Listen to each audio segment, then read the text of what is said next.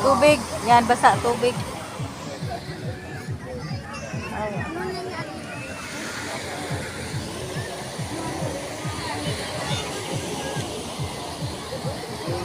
Ay, umiiyak din.